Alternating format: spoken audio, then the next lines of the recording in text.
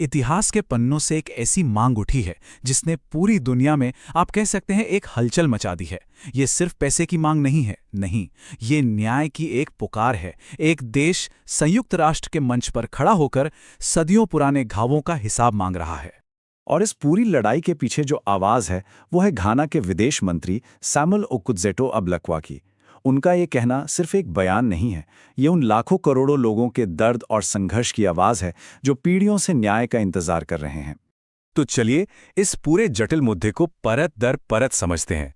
हम शुरू करेंगे संयुक्त राष्ट्र में हुई ताज़ा घटनाओं से, फिर सदियों पीछे जाकर देखेंगे कि इस मांग की जड़ें कहाँ हैं, और आखिर में हम ये समझने की कोशिश करेंगे कि ये सब आज हमारे लिए इतना ज़रूरी क्यों है। तो सबसे पहले बात करते हैं उस ऐतिहासिक लम्हे की जो अभी संयुक्त राष्ट्र में हो रहा है, जिसने इस पूरी बहस को एक बार फिर से जिंदा कर दिया है। देखिए, घाना पूरे अफ्रीकी संघ के समर्थन के साथ एक ऐसा प्रस्ताव लेकर आया है जो इतिहास की किताबों को हमेशा के लिए बदल सकता है। उनकी मांग है कि अटलांटिक पार जो दास व्यापार हुआ उसे सिर्फ एक दुखद घटना ना माना जाए, बल्कि उसे मानवता के खिलाफ अब तक का सबसे गंभीर अपराध घोषित किया जाए। अब ये सिर्फ शब्दों का हेरफेर नहीं है, ये एक कूटनीतिक भूचाल है जिसका सीधा मकसद इतिहास के सबसे काले अध्यायों में से एक के लिए जवाबदेही तय करना है। लेकिन सवाल ये उठता है कि ये मांग अचानक से क्यों? इसे समझने के लिए हमें वक्त में थोड़ा पीछे जाना होगा, इतिहास के उन अंधेरे पन्नों में जहां से इस दर्द की शुरुआत हुई थी। एक पल के लिए सोचकर देखिए, घाना का सलागा दास बाजार ये सिर्फ बाजार नहीं थे, ये इंसानों की नीलामी के भयानक केंद्र थे। यहां लाखों लोगों को कोला नट और सोने जैसे सामान के बदले जानवरों की तरह खरीदा और बेचा गया। परिवारों को तोड़ दिया गया, उनकी पहचान, उनकी संस्कृति, सब कुछ छीन लिया गया। यह सिर्फ एक बिजनेस नहीं था, ये एक पूरी सभ्यता पर किया गया हमला था। और ये कोई 10-20 साल की कहानी नहीं है। ये टाइमलाइन देखिए, ये इस अपराध की विशालता को दिखाती है। ये सिलसिला 16वीं सदी में शुरू हुआ, 19वीं सदी में कागज पर खत्म होने के बाद भी अलग अलग तरीकों से चलता रहा, और आज 21वीं सदी में इसके घावों के लिए न्याय की मांग एक ग्लोबल मूवमेंट बन चुकी है। अफ्रीकी स्कॉलर इस पूरी त्रासदी को एक नाम देते हैं, माफा या मांगामीजी। इसका मतलब होता है महाविनाश। ये शब्द हमें बताता है कि गुलामी कोई एक घटना नहीं थी, बल्कि ये 500 साल से भी ज्यादा समय तक चला एक लगातार हमला था, जिसका असर आज भी इसी वक्त महसूस किया जा सकता है। तो चलिए वापस आते हैं संयुक्त राष्ट्र के प्रस्ताव पर। घाना और उसके सहयोगी देश आखिर मांग क्या रहे हैं? और यह समझना बहुत जरूरी है कि ये सिर्फ पैसों के बारे में नहीं है। उनकी मांगें आप कह सकते हैं 3 हिस्सों में बटी हैं। पहला, दुनिया इसे आधिकारिक तौर पर मानवता के खिलाफ सबसे बड़ा अपराध माने। दूसरा, जिन देशों ने इस व्यापार से फायदा उठाया वे औपचारिक रूप से माफी मांगें। और तीसरा, एक मुआवजा फंड बनाया जाए, लेकिन ये फंड लोगों में पैसे बांटने के लिए नहीं होगा, बल्कि उन समाजों के विकास के लिए होगा जिन्हें सदियों तक लूटा गया, जैसे कि शिक्षा, टेक्नोलॉजी ट्रांसफर और कर्ज माफी के जरिए। जैसा कि घाना के विदेश मंत्री ने खुद साफ किया है, ये पैसा नेताओं की जेब में जाने के लिए नहीं है। ये उन अनगिनत पीढ़ियों के लिए न्याय है जिन्होंने गुलामी की कीमत चुकाई, और उन समाजों को फिर से खड़ा करने के लिए है जिन्हें जानबूझकर पीछे धकेल दिया गया था। लेकिन जैसा कि हम सब जानते हैं, इतनी बड़ी मांग पर दुनिया का एक मत होना मुश्किल है। इस मांग ने दुनिया को 2 खेमों में बांट दिया है।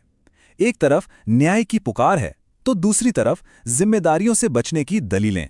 घाना और उसके समर्थक देश कहते हैं कि यह ऐतिहासिक अन्याय को सुधारने का एक मौका है, उन असमानताओं को दूर करने का मौका जिनकी जड़ें गुलामी में है। दूसरी तरफ यूके जैसे देश ये तर्क दे रहे हैं कि आज की पीढ़ी सदियों पहले हुई गलतियों के लिए आर्थिक रूप से जिम्मेदार नहीं हो सकती। मतलब एक गहरा वैचारिक मतभेद है जो इस सवाल पर आकर टिक जाता है, क्या इतिहास की गलतियों के लिए कोई एक्सपायरी डेट होती है? और ये जो बहस है ना, ये सिर्फ अफ्रीका तक सीमित नहीं है। इसकी गूंज पूरी दुनिया में और खासतौर पर भारत में बहुत साफ सुनाई देती है।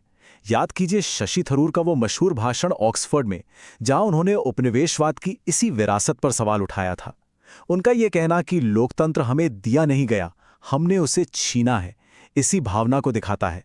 और ये सिर्फ कोई भाषणबाजी नहीं है। जरा ये आंकड़े देखिए। ब्रिटिश राज के आने से पहले वर्ल्ड इकोनॉमी में भारत की हिस्सेदारी 23% थी, 23%। और जब वो यहां से गए तो ये सिर्फ 4% से भी कम रह गई थी। ये एक आंकड़ा ही काफ़ी है ये दिखाने के लिए कि उपनिवेशवाद ने हमारी अर्थव्यवस्था को कैसे तबाह किया। तो घाना की मांग कहीं ना कहीं हम सब की कहानी है, एक साझा दर्द की कहानी। तो अब हम सबसे जरूरी सवाल पर आते हैं। ये सब सदियों पुरानी बातें हैं, ये आज के दौर में क्यों मायने रखती हैं? इसका जवाब हमारे आज के ग्लोबल स्ट्रक्चर में छिपा है। कुछ स्कॉलर्स आज की दुनिया को ग्लोबल अपार्थाइड या वैश्विक रंगभेद भी कहते हैं।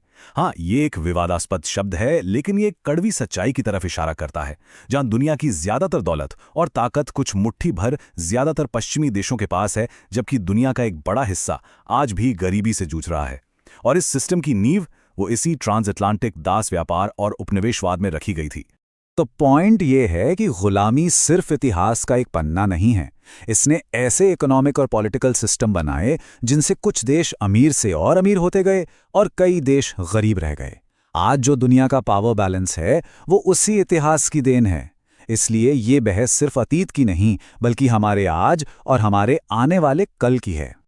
और ये हमें आखिर में एक बहुत बड़े सवाल पर लाके छोड़ देता है। क्या सदियों के दर्द, पीढ़ियों के नुकसान की कोई कीमत लगाई जा सकती है? शायद नहीं। लेकिन अगर कीमत नहीं लग सकती तो फिर न्याय कैसा दिखता है? न्याय का असली मतलब क्या है? शायद इसका जवाब मुआवजे की रकम में नहीं, बल्कि इतिहास की सच्चाई को बिना किसी बहाने के स्वीकार करने में और एक ज्यादा बराबर, एक ज्यादा न्यायपूर्ण दुनिया बनाने की ईमानदार कोशिश में छुपा है।